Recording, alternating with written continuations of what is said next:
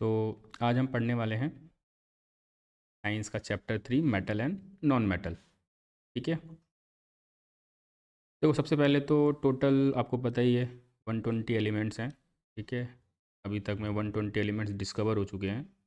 ठीक है, इन एलिमेंट्स को बेसिकली 3 कैटेगरी में डिवाइड किया गया। ठीक है ना, मेटल, नॉन मेटल और मेटलॉइड्स। ठीक है, तो हमें पता कैसे चलेगा कि ये मेटल है या नॉन मेटल है या मेटलॉइड्स है। ठीक है, तो जैसा कि आपने छोटी क्लास में पढ़ा है कि जिनकी वैलेंसी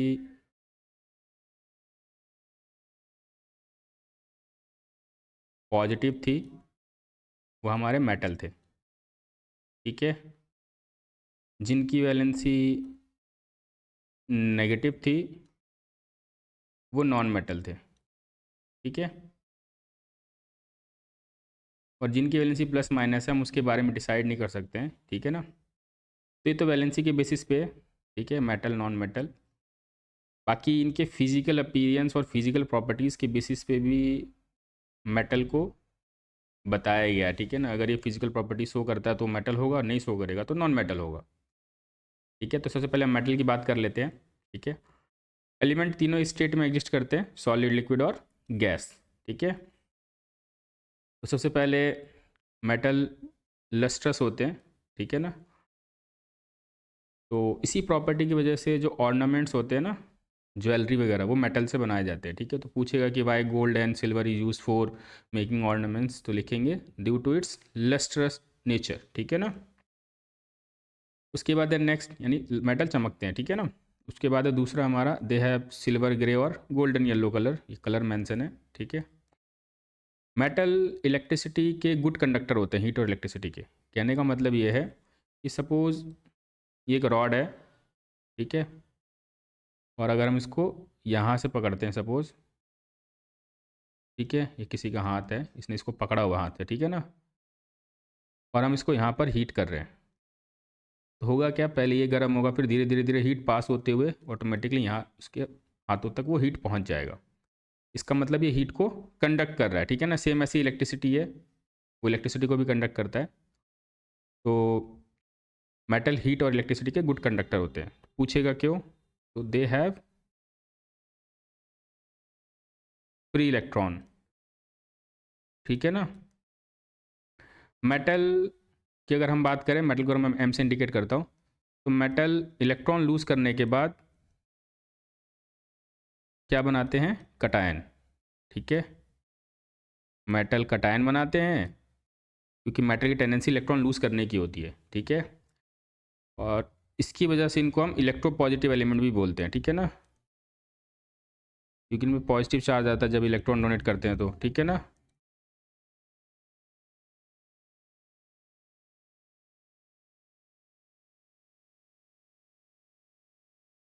क्लियर।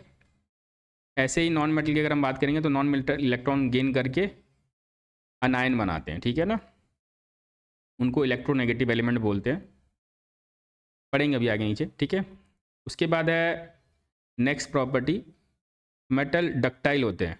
इसको हम डक्टिलिटी बोलते हैं इस प्रॉपर्टी को, कि मेटल को आप खींच के ना वायर में कन्वर्ट कर सकते हो। ठीक है, मेटल मेलेबल होते हैं, पीटेंगे तो मोस्ट थिन सीट में कन्वर्ट हो जाएगा। जो आपने देखा होगा काजू कतली के ऊपर जो कोटिंग होती है वो गोल्ड की कोटिंग होती है। ठीक है ना, क्योंकि गोल्ड को पीट पीट कर एक पतली सी फिल्म बना देते हैं जो उसके ऊपर हम कोटिंग कर देते हैं। ठीक है ना, क्योंकि गोल्ड और सिल्वर खाने से हमारा ब्लड अच्छे से क्लीन रहता है। ठीक है ना, ब्लड को प्यूरिफाई करता है।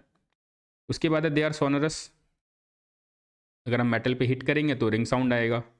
इसी वजह से मेटल यूज़ करते हैं हम क्या बनाने के लिए, बेल बनाने के लिए। ठीक है ना, जो घंटी वगैरह होता है। मेटल का हाई मेल्टिंग पॉइंट होता है, जल्दी मेटल मेल्ट नहीं करता है। ठीक है, फिर मेटल सॉलिड स्टेट में एग्जिस्ट करता है। इसके एग्जाम्पल में हमारा गोल्ड, सिल्वर, कॉपर, ये सारे मेटल ही हैं हमारे। ठीक है ना, इसमें कुछ एक्सेप्शन भी हैं जो इन चीज़ों को फॉलो नहीं करते हैं। ठीक है, तो हम भी नीचे देखेंगे क्या क्या एक्सेप्शन है। ठीक है, तो अगर कोई एलिमेंट इस तरह की प्रॉपर्टी शो करेगा तो हम बोल देंगे उसको ये मेटल है। ठीक है ना, बाकी वैलेंसी के बेसिस पे तो हमने देख ही लिया, जिनकी वैलेंसी पॉजिटिव वो मेटल है, और मेटल इलेक्ट्रॉन लूज करके कटायन बनाते हैं, और मेटल को हम इलेक्ट्रो पॉजिटिव एलिमेंट भी बोलते हैं। ठीक है, इसके एक्सेप्शन हम देख ही लेते लगे यहाँ। तो हमने देखा कि मेटल सॉलिड स्टेट में एग्जिस्ट करता है, तो उसका एक एक्सेप्शन है मर्क्यूरी, ठीक है ना। मर्क्यूरी एक ऐसा मेटल है जो कि लिक्विड स्टेट में एग्जिस्ट करता है, ठीक है। फिर मेटल का हाई मेल्टिंग पॉइंट था, एक मेटल ऐसा है, ठीक है, गैलियम और सीजियम, जो हाथ पर रखते ही मेल्ट हो जाता, ठीक है ना।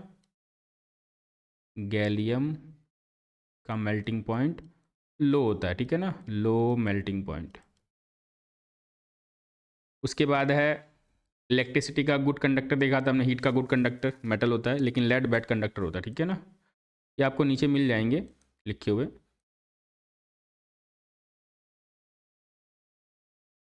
ठीक है। मेटल हार्ड होता है, लेकिन कुछ मेटल ऐसे होते हैं जो चाकू से इजीली कट जाते हैं, सोडियम और लिथियम, ठीक है। अभी देखेंगे आगे नीचे एक्सेप्शन, चलते फिलहाल। ये डेफिनेशन है मेलेबिलिटी की, ठीक है ना। सम मेटल कैन बी, क्योंकि हम मेटल को जब हीट करेंगे तो सीट में कन्वर्ट होता है, इस प्रॉपर्टी को हम बोलते हैं मेलेबिलिटी। तो मेटल मेलेबिलिटी शो करता है। इसमें सबसे ज़्यादा मेलेबल होता है गोल्ड, उसके बाद सिल्वर, उसके बाद एल्यूमिनियम, ठीक है ना। तो सबसे ज़्यादा मोस्ट मेलेबल एलिमेंट मेटल की बात करेंगे तो गोल्ड है, उसके बाद silver. Ductility, the ability of metal is drawn into the wire is called ductility, ठीक है ना। लगभग 1 ग्राम गोल्ड से आप 2 किलोमीटर की वायर बना सकते हो, इतनी थिनिंग नेचर शो करता हो, ठीक है ना, बहुत पतला वायर बन जाएगा। फिर है सोनरस, मेटल को हिट करने पे आपको पता ही है रिंग साउंड आता है, ठीक है ना। तो इसी वजह से हम स्कूल बेल वगैरह मेटल से बनाते हैं, ठीक है। फिर क्वेश्चन पूछता है कि मेटल से कुकिंग यूटेंसिल्स क्यों बनाते हैं, ठीक है। तो एक तो मेलेबिलिटी की नेचर वजह से आप मेटल को किसी भी शेप में डाल सकते हो, ठीक है ना।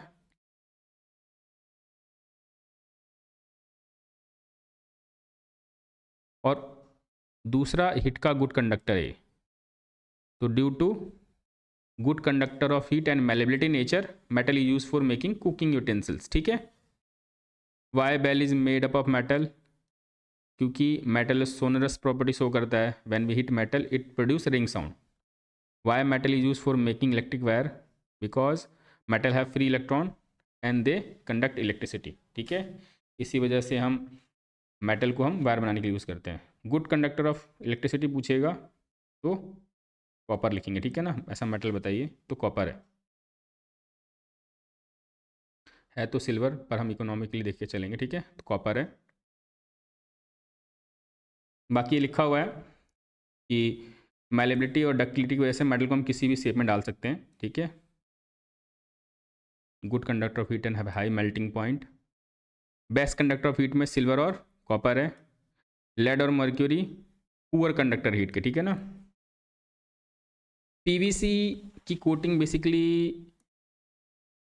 वायर के ऊपर होता है, आपने देखा होगा इलेक्ट्रिक वायर है, ठीक है, उसके ऊपर पीवीसी की कोटिंग होती है, उसको बोलते हैं पॉलीविनाइल क्लोराइड।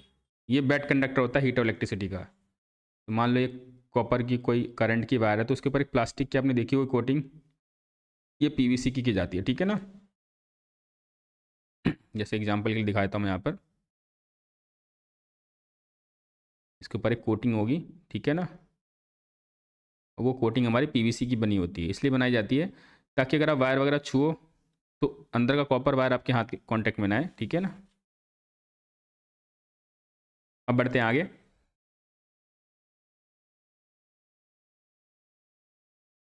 उसके बाद है हमारा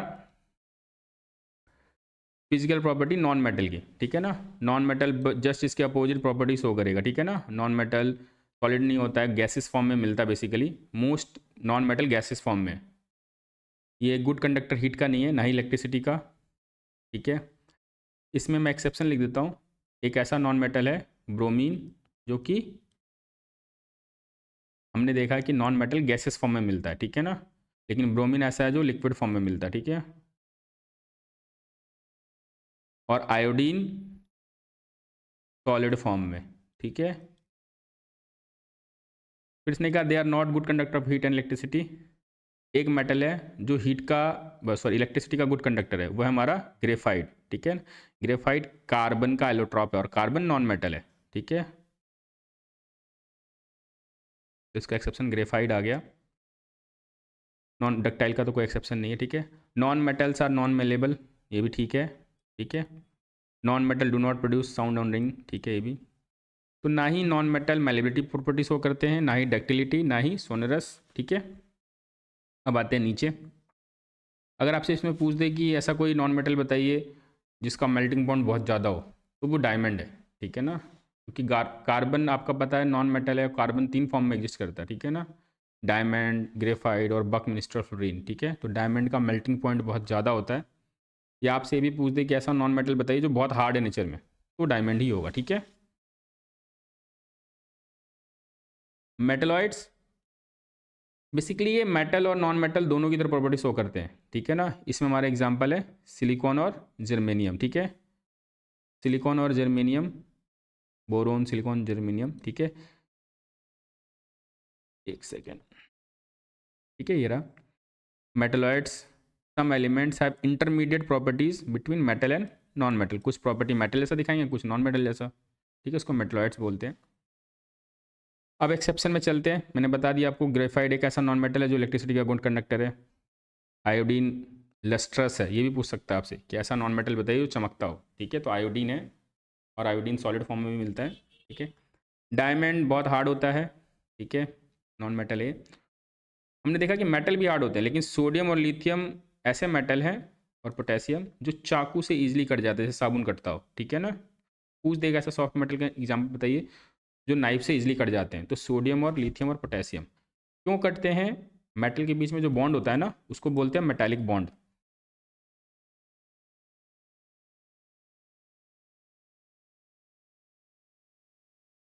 और मेटालिक बॉन्ड डिपेंड करता है उनके वैलेंस इलेक्ट्रॉन पे, सबसे आउटर मोस्ट सेल में जो इलेक्ट्रॉन है। तो आपको पता है कि लिथियम में भी आउटर मोस्ट में एक इलेक्ट्रॉन है, सोडियम में भी एक है, पोटेशियम में भी एक है, ठीक है ना। तो जितना ज़्यादा वैलेंस इलेक्ट्रॉन उतना ज़्यादा स्ट्रॉन्ग मेटालिक बॉन्ड।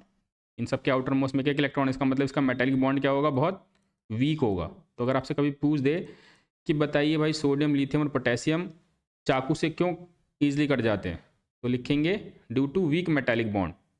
या आपसे ये भी पूछ दे कि बताइए इसमें जो मेटालिक बॉन्ड है वीक क्यों है, तो due to 1 electron present in outermost shell, ठीक है ना। अब आते हैं नेक्स्ट। मर्क्यूरी एक ऐसा मेटल है, ठीक है, जो कि लिक्विड मिलता है, ठीक है ना, रूम टेम्परेचर पे। बाकी सारे मेटल जो है वो सॉलिड स्टेट में है। नॉन मेटल में मैंने बता दिया आपको, ब्रोमीन है जो कि लिक्विड फॉर्म में, ठीक है ना। और आयोडीन है जो सॉलिड फॉर्म में, ठीक है। आयोडीन हमारा सबलाइम भी है, सबलाइम जानते हो ना आप, जो सीधा सॉलिड से गैस में कन्वर्ट हो जाता है, ठीक है। फिर सोडियम, मर्क्यूरी, कैल्शियम, गैलियम, ये सारे लो मेल्टिंग पॉइंट और बॉइलिंग पॉइंट वाले मेटल हैं, ठीक है। उसमें से आपसे कुछ ही पूछ देगा तो आप लिख सकते हो कोई भी एग्जाम्पल। गैलियम और सीजियम का बहुत लो मेल्टिंग पॉइंट होता है, इतना लो होता है कि जैसे आप हाथ पे रखोगे ना, आपके बॉडी टेम्परेचर से मेल्ट हो जाएगा। जैसे आपने देखा ना ठंडी के टाइम में नारियल तेल जैसे पिघल जाता है, जस्ट लाइक वैसे ही पिघल जाएगा, ठीक है ना। इसमें मेटालिक बॉन्ड बहुत वीक होता है गैलियम और सीजियम में। सोडियम और पोटेशियम वेट में काफ़ी हल्के होते हैं, तो लो डेंसिटी वाले मेटल है, तो ये भी पूछ सकता है आपसे, ठीक है। देखो हमने अभी तक जो भी देखा वो सारा फिजिकल प्रॉपर्टी था। फिजिकल प्रॉपर्टी का मतलब वो प्रॉपर्टी होता है जब हम उसको ऑब्जर्व करते हैं ना, तो इंटरनली कॉम्पोजिशन में कोई चेंज नहीं आता है, ठीक है। जैसे हमने किसी का कलर देखा, किसी को पीटा मेटल को, ठीक है ना, किसी का टेस्ट चेक किया, तो ये सब चीज़, या किसी को स्मेल किया, अडर किया, ठीक है ना, उस केस में इंटरनली उसके केमिकल कॉम्पोजिशन में कोई चेंज नहीं आया। पर अगर हमने उसको किसी के दूसरे केमिकल कॉन्टेक्ट में लाए तब तो चेंज हो जाएगा। तो इस प्रॉपर्टी को बोलते हैं केमिकल प्रॉपर्टीज। तो केमिकल प्रॉपर्टी में वो मेटल पूरा चेंज हो जाता है, ठीक है ना। तो अभी तक हमने फिजिकल प्रॉपर्टी की बात की है।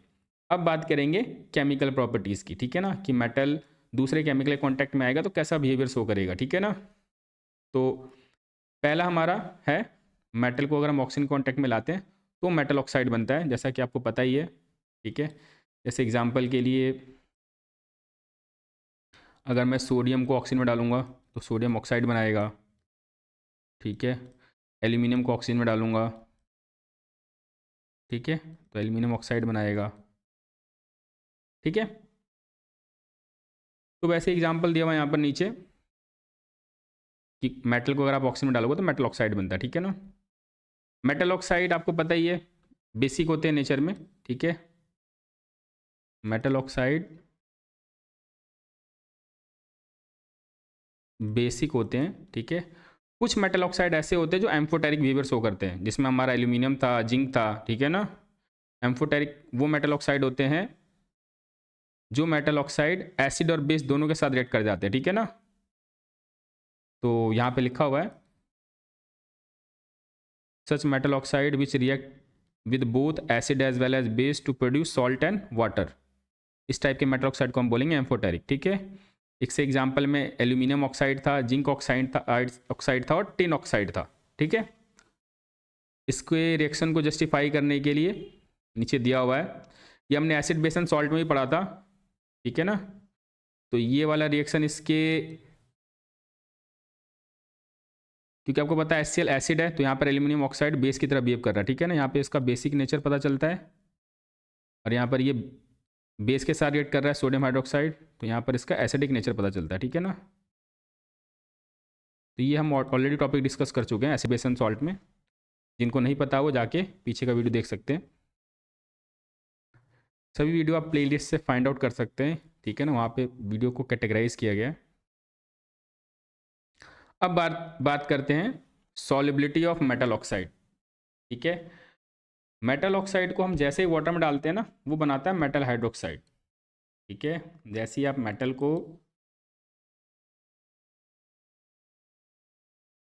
ऑक्साइड को वाटर में डालोगे, वो बनाएगा मेटल हाइड्रोक्साइड। मेटल और हाइड्रोक्साइड इसका मतलब ये बेस है, तो कुछ मेटल हाइड्रोक्साइड क्या होते हैं वाटर में डिजोल्व हो जाते हैं, और जो बेस, ये बेसिकली बेस है, हाइड्रोक्साइड लगा हुआ है, ठीक है ना। बेस वो होते हैं जो OH माइनस देते हैं, तो जो बेस वाटर में डिजोल्व हो जाता है उसको हम बोलते थे अल्काली, ठीक है ना। तो कुछ मेटल ऑक्साइड ऐसे होते हैं जो वाटर के साथ रिएक्ट करके अल्काली बनाते हैं, ठीक है ना। उन मेटल को हम बोलते थे अल्काली मेटल्स, जिसमें हमारा एग्जाम्पल था, इसको याद करने का तरीका बताया था मैंने, हे लीना, तो लीना से चालू करेंगे, लीना की रब से फरियाद, की रब से फरियाद, ठीक है। Lithium hydroxide, sodium hydroxide, potassium hydroxide, rubidium hydroxide, calcium hydroxide, francium hydroxide, ये सारे ऐसे मेटल हैं जो अल्कली बनाते हैं, ठीक है ना। तो वहाँ पर वही लिखा हुआ है कि solubility of metal oxide in water, तो most metal oxide are dissolve in insoluble in water. इनको छोड़कर बाकी जो मेटल ऑक्साइड रिएक्ट करते हैं, मेटल हाइड्रोक्साइड जो बनाते हैं, वो वाटर में डिजोल्व नहीं होते, ठीक है ना। लेकिन कुछ मेटल ऐसे हैं जो डिजोल्व होते हैं, उस मेटल ऑक्साइड डिजोल्व जाते हैं, क्योंकि वो जो बेस बनाते हैं वो अल्कली बनाते हैं, ठीक है ना। तो ये रहा अल्कली, एग्जाम्पल दे रखे हैं, तो यहाँ पे से एग्जाम्पल देख सकते हो यहाँ से, ठीक है ना। बढ़ते हैं नेक्स्ट।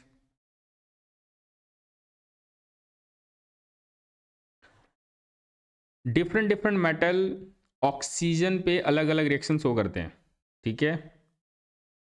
पोटेशियम और सोडियम अगर आप ओपन एनवायरनमेंट रखोगे वो फायर पकड़ लेता है, ठीक है ना। तो कई रील्स में आपने देखा वो साधु वगैरह क्या करते हैं, लकड़ी के अंदर ऑटोमेटिकली आग लगा देते हैं, देखा वगैरह एकदम से आग लग गया, वो सोडियम और पोटेशियम का इस्तेमाल करते हैं, और जैसे ही वो ओपन एनवायरनमेंट के कांटेक्ट में आता है तो फायर पकड़ लेता है कुछ टाइम बाद, तो आपको लगेगा जादू हो गया, ठीक है। तो बेसिकली वो इन सब मेटलों का इस्तेमाल करते हैं। तो पूछेगा आपसे कि पोटेशियम और सोडियम को केरोसिन ऑयल में क्यों स्टोर करते हैं, क्योंकि ओपन एनवायरनमेंट में ये फायर पकड़ लेंगे, तो potassium and sodium react to catch fire when it open, ठीक है ना। इसको प्रोटेक्ट करने के लिए हम केरोसिन ऑयल में स्टोर करके रखेंगे, कैरोसिन में, ठीक है ना। वाटर में भी नहीं रखेंगे, क्योंकि वाटर में भी पता आपको ऑक्सीजन डिजोल्व रहता है, ठीक है ना। तो कहीं आपसे पूछ दे कि हम इसको कैरोसिन ऑयल की जगह वाटर में डाल सकते हैं, तो हम लिखेंगे no, because oxygen, dissolve oxygen present in water, ठीक है ना, और वो सफिशिएंट है फायर पकड़ाने के लिए, ठीक है ना। फिर कुछ ऐसे मेटल होते हैं जो ऑक्सीजन के साथ रिएक्ट नहीं करते हैं, ठीक है ना। इसके एग्जाम्पल में हमारा मैग्नीशियम, एल्यूमिनियम, ठीक है, अपने आप नहीं करेंगे, या तो आपको उसके साथ कुछ चेंज लाना पड़ेगा। जैसे मैग्नीशियम को हीट करने पर वो ऑक्सीजन के साथ रिएक्ट कर जाता, देखा था ना अपने फर्स्ट चैप्टर में कि वो डेजलिंग फ्लेम के साथ जलता था, ऐसी रोशनी जो आंखों में चुभती हो, ठीक है ना। एल्यूमिनियम ऑक्सीजन के साथ रिएक्ट करके एल्यूमिनियम ऑक्साइड बना लेता है, ठीक है।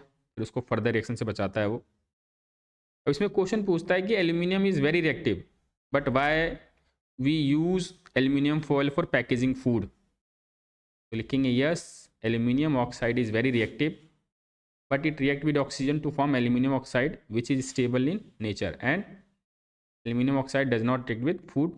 ठीक है, तो ये इस तरीके से फूड को किसी तरीके का डैमेज कॉज नहीं करेगा। ठीक है, अब आते हैं नेक्स्ट। आयरन, अगर हम किसी कील को आग के अंदर डालें तो नहीं आग लगेगी उसके अंदर, लेकिन उसी को अगर हम पाउडर बनाकर डालें तो बहुत तेजी से जलता है वो।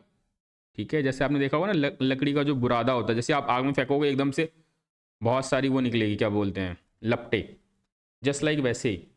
ठीक है, तो पूछेगा कि iron does not burn on heating but iron filling burn विग्रेसली। ठीक है, वाई। तो देखो आपको पता है कि किसी भी चीज़ को, मान लो ये कोई पीस है, ठीक है, इसको अगर मैं ब्रेक करता हूँ तो इसका नया जो सरफेस बनेगा, ये वाला एक सरफेस बना और इधर से ये वाला सरफेस बना, सरफेस एरिया बढ़ जाएगा, और काटेंगे तो और सरफेस एरिया बढ़ेगा। तो होता क्या है कि जब हम किसी चीज़ को पाउडर फॉर्म में कन्वर्ट कर देते हैं तो सरफेस एरिया इंक्रीज कर जाता है। ठीक है ना, तो यहाँ पर लिखेंगे कि because iron filling are comparatively smaller particles and gain a large surface area for the reaction. उस केस में वो ऑक्सीजन के साथ रिएक्ट कर जाएगा और फायर पकड़ लेगा। ठीक है ना, फिर कॉपर बर्न नहीं होता है, ठीक है ना, लेकिन अगर ये ऑक्सीजन के कांटेक्ट में आता है तो कॉपर ऑक्साइड बनाता है, इसकी वजह से उसका कलर ब्लैक हो जाता है। सिल्वर, गोल्ड और प्लेटिनम, ये किसी भी कंडीशन में, चाहे आप टेम्परेचर बढ़ा लो चाहे कुछ भी कर लो, वो रिएक्ट नहीं करने वाले हैं, इसलिए इनको बोलते हैं नोबल मेटल्स। ठीक है, पूछेगा व्हाट इज नोबल मेटल, तो noble metal which do not react with any other element to form compound, ये फ्री स्टेट में मिलते हैं। ठीक है, नेटिव फॉर्म में मिलते हैं। ठीक है, क्लियर। अब चलते हैं हम आगे एनोडाइजिंग पे। ठीक है, आपको पता है कि एल्यूमिनियम ऑक्सीजन का रेट कर जा रहा है, एक लेयर बना ले रहा है एल्यूमिनियम ऑक्साइड जो कि स्टेबल है। तो इसी वजह से दूसरे मेटल जो ज़्यादा रिएक्टिव होते हैं, ठीक है, आयरन है, अगर मैं आयरन पे एल्यूमिनियम की कोटिंग कर दूंगा ना तो आयरन जल्दी ख़राब नहीं होगा।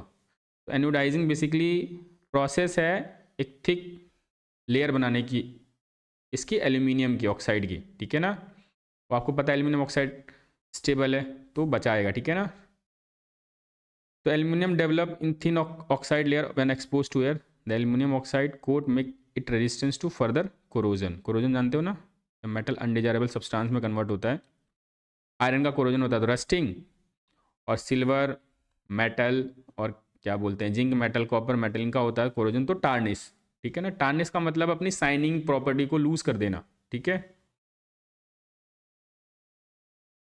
एनोडाइजिंग करने के लिए क्या करते हैं, वो कंटेनर के अंदर एल्यूमिनियम आर्टिकल लेंगे और उसमें इलेक्ट्रोलाइसिस प्रोसेस करते हैं, इलेक्ट्रिसिटी पास करते हैं। और इलेक्ट्रिसिटी पास करने की वजह से क्या है कि एल्यूमिनियम वाला जो इलेक्ट्रोड है, इस पर भी कोटिंग करना है, एल्यूमिनियम माल हमने इस मटेरियल पे कोटिंग करना है। ठीक है, इसमें इलेक्ट्रिसिटी जैसे पास करेंगे दूसरा इलेक्ट्रोड भी होगा।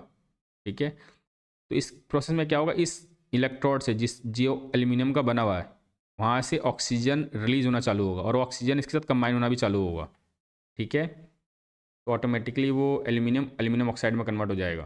ठीक है, तो वही लिखा हुआ है during anodizing a clean aluminium article is made the anode. ठीक है, पूछ सकता है एनोडाइजिंग में एनोड किसका बना होता है, तो एल्यूमिनियम आर्टिकल का। Is electrolyse with the dilute sulphuric acid, oxygen कहाँ बनेगा, एनोड पे, और वो एनोड रिएक्ट करेगा एल्यूमिनियम के साथ और उसको एक थिक लेयर बना देगा। ठीक है ना, ऑक्साइड लेयर की। अब चलते हैं आगे।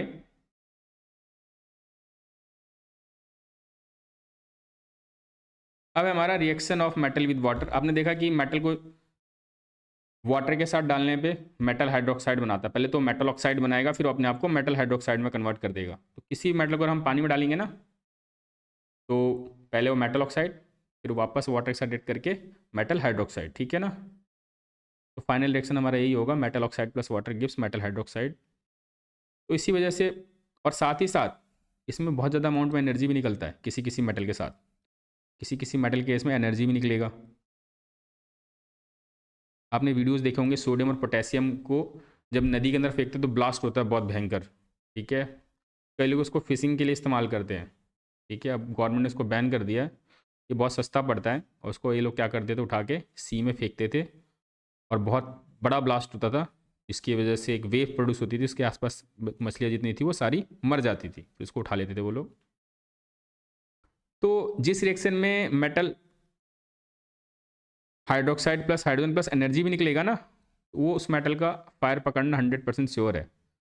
तो पोटेशियम और सोडियम जब रिएक्ट करता है तो पोटेशियम हाइड्रोक्साइड बनाता है प्लस हाइड्रोजन प्लस हीट, और यही हीट इस हाइड्रोजन में फायर लगा देता है। जो फायर हो रहा होता है ना बेसिकली वो हाइड्रोजन गैस होता है, ठीक है।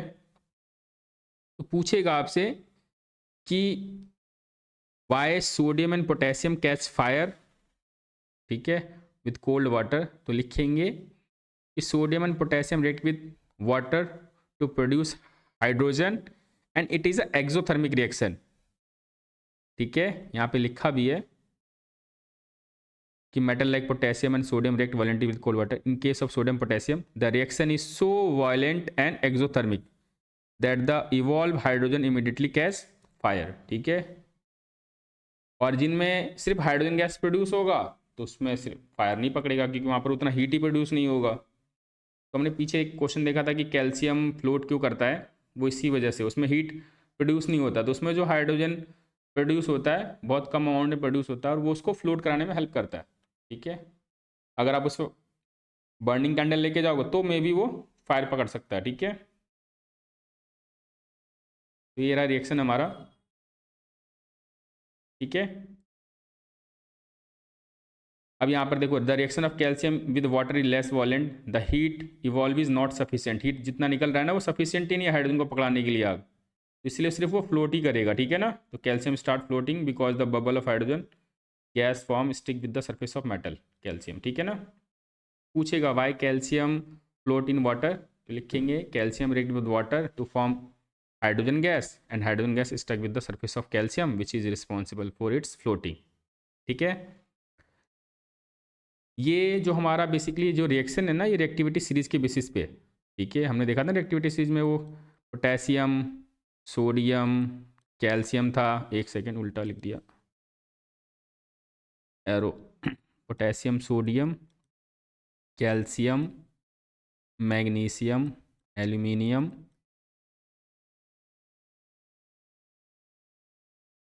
फिर जिंक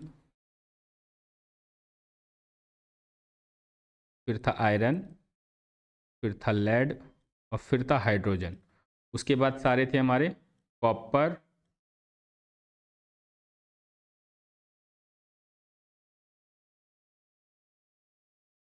देखो वाटर में हमारा हाइड्रोजन है, हमने देखा ना हाइड्रोजन है इसमें। तो बेसिकली हाइड्रोजन से जितने भी पीछे वाले रिएक्टिव वाले एलिमेंट होंगे वो रिएक्ट कर जाएंगे, ठीक है। जिसमें स्टार्टिंग वाले में बहुत हाई रिएक्टिव है, तो ये दोनों मेटल जो है बहुत हाई रिएक्टिव है, तो इसीलिए यहाँ पर हाइड्रोजन के साथ में हीट भी निकला है, ठीक है। ये लो रिएक्टिव है उससे, तो इसमें सिर्फ हाइड्रोजन गैस निकला है, और ये इससे भी कम रिएक्टिव है, तो ये ठंडे पानी के साथ रिएक्ट नहीं करेगा, ठीक है ना। इन दोनों को रिएक्शन कराने के लिए आपको गर्म पानी रखना पड़ेगा, ठीक है ना। तो वही है नीचे, फिर ऐसे आगे बढ़ते जाएंगे। फिर ये कॉपर मर्क्यूरी, ये पूछ सकता है कि ये वाटर के साथ रिएक्ट क्यों नहीं करते हैं, तो लिख देंगे ये हाइड्रोजन से लेस रिएक्टिव है इसलिए वो रिएक्ट नहीं करते हैं वाटर के साथ, ठीक है ना। तो magnesium does not react with water, ठीक है। It react with hot water to form magnesium hydroxide. देखो कभी भी हॉट वाटर हो ना और स्टीम, तो हॉट वाटर में तो आप टेम्परेचर लिख सकते हो, लेकिन जब भी स्टीम होगा ना तो उस केस में वाटर के बगल में जो स्टेट होगी वो गैस होगी, ठीक है। मैग्नीशियम भी फ्लोट करता है कैल्शियम की तरह, ठीक है। अगर आप उसको ठंडे पानी की जगह गर्म पानी में डालोगे रिएक्शन स्टार्ट हो जाएगा, फिर हाइड्रोजन जो प्रोड्यूस होगा उसको फ्लोट करवाएगा। तो पूछेगा इन केस किस केस में मैग्नीशियम भी फ्लोट करेगा, ठीक है ना। तो लिखेंगे magnesium, if magnesium react with hot water then it produce hydrogen gas and hydrogen gas stuck with the surface of magnesium which is responsible for its floating.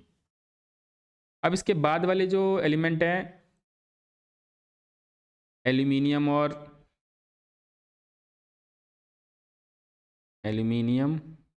और आयरन और जिंक भी है इसमें, ये स्टीम के साथ ही रिएक्ट करते हैं, तभी ये हाइड्रोजन गैस प्रोड्यूस करेंगे, ठीक है।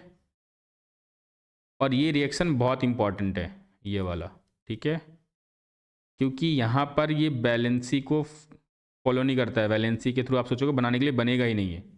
यहाँ पर जो कंपाउंड है वह Fe3O4 बनता है, और ये Fe3O4 इसलिए बनता है क्योंकि इसके इंटरनल कॉम्पोजिशन अगर आप देखोगे ना तो ये ऐसे बनता है।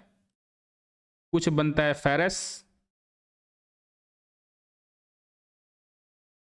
फेरस ऑक्साइड, और कुछ बनता है फेरिक ऑक्साइड, ठीक है ना।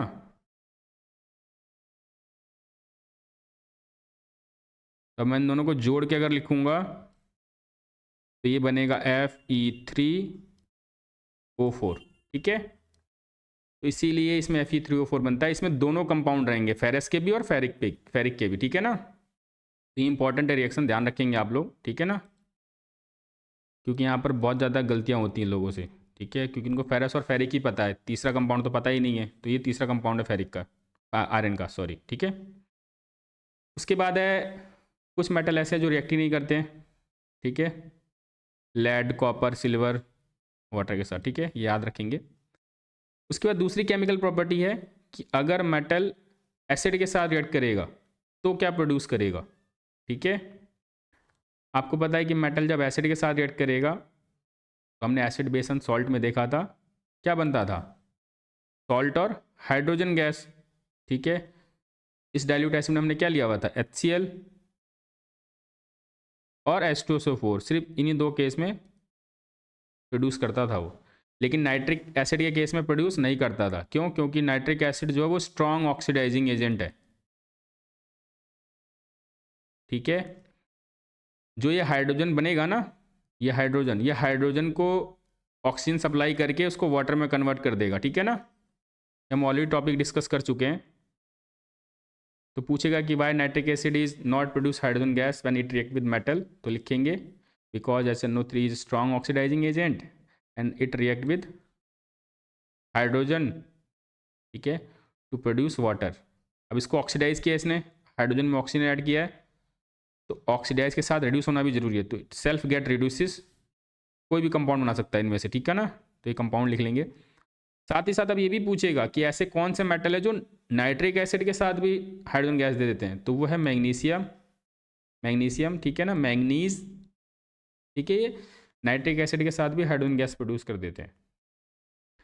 अब है एक्वारीजिया बेसिकली सुनार इस्तेमाल करते हैं, ठीक है ना, जिन ज्वेलरी के ऊपर कोटिंग हो जाती है, ठीक है ना, मतलब वो ज्वेलरी के अंदर जो मटेरियल मौजूद है, क्योंकि आपको पता है 24 कैरेट से तो 24 कैरेट गोल्ड से तो ज्वेलरी बनती नहीं है, क्योंकि सॉफ्ट होता है काफ़ी, ठीक है, शेप डिस्टॉर्टेड हो सकता है, ख़राब हो सकता है, इसलिए 22 कैरेट इस्तेमाल करते हैं। तो 22 कैरेट गोल्ड का मतलब हो गया, अगर आपसे पूछ दे कि इस स्टेटमेंट का मतलब क्या है, तो 22 पार्ट गोल्ड, ठीक है, और क्योंकि टोटल 24 कैरेट का ही है तो 2 पार्ट हमारा हो गया अदर मेटल। इस मेटल में हमारा क्या क्या हो सकता है, सिल्वर हो सकता है, जिंक हो सकता है, कॉपर हो सकता है, ठीक है ना। सिल्वर हुआ तब तो ज्वेलरी अच्छी होगी क्योंकि सिल्वर जल्दी रिएक्ट नहीं करता है, लेकिन कॉपर हुआ, जिंक हुआ तो कॉपर रिएक्ट कर जाता है। तो इस केस में क्या होगा, ज्वेलरी का कलर फेड हो जाएगा। तो जो ऊपर वाली लेयर है सिर्फ वही कांटेक्ट में है एनवायरनमेंट के, तो अगर मैं ऊपर वाली लेयर हटा दूंगा तो वापस चमक जाएगा वो। तो वो लोग क्या करते हैं, इसके लिए एक्वा रिजिया सोल्यूशन इस्तेमाल करते हैं, ठीक है। एक्वा रिजिया सोल्यूशन पूछेगा तो ये HCl और नाइट्रिक एसिड का मिक्सचर है, ठीक है, इसमें 3:1 है, ठीक है। इस 3:1 का मतलब ये हो गया कि 3 पार्ट HCl है और 1 पार्ट नाइट्रिक एसिड है, ठीक है। तो मान लो अगर मुझे वैसे नॉर्मली प्रिपेयर करना है तो 3 ग्लास मैंने HCl डाला तो 1 ग्लास नाइट्रिक एसिड डालूंगा, ठीक है। तो इस केस में रेशियो जो रहेगा वो 3:1 रहेगा। और ये बहुत ही कोरोजिव नेचर होता है, ठीक है ना, ये गोल्ड को, सिल्वर को, प्लेटिनम को आपस में डिज़ोल्व कर लेता है, ठीक है। तो इस केस में क्या होगा कि मान लो आपकी जो ज्वेलरी है अगर वो 10 ग्राम की है, उस पर कोटिंग है, तो जैसे ही वो एक्वा रिजिया के अंदर डुबाएगा तो 10 ग्राम से लगभग 9.98 ग्राम रह जाएगा, ठीक है ना। 0.02 ग्राम वो इसके अंदर डिजॉल्व हो जाएगा, ठीक है। और वो गोल्ड चमक जाएगा, आपके सामने करेगा तो आपको पता भी नहीं चलेगा, और वो गोल्ड का वेट कम हो जाएगा, और आपसे वो साफ़ करने के पैसे भी ले लेगा, और बाद में उस गोल्ड को निकाल भी लेगा उस सॉल्यूशन से, तो डबल बेनिफिट हो जाता है, ठीक है। Thank you. ये पार्ट यहीं ख़त्म होता है, इसके लिए आप नेक्स्ट वीडियो देख सकते हैं नेक्स्ट पार्ट में।